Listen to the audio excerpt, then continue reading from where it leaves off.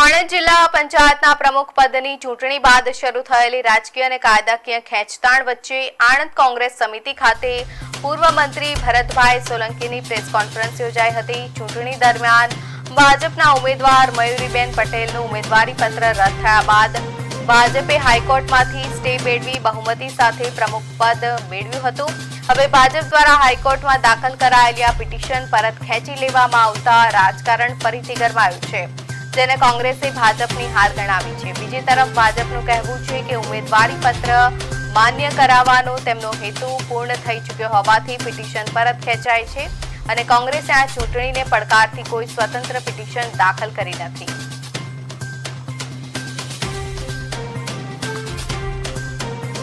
હવે આવનારા સમયમાં હાઈકોર્ટનો ચુકાદો જે પહોંચશે જિલ્લા પંચાયત પાસે, એ દ્વારા આવનારા 1-2 દિવસમાં જ જિલ્લા પંચાયતના નવા પ્રમુખ તરીકે અમારા ગૌરીબેનને નિમણૂક કરવાનો એ સમય આવશે।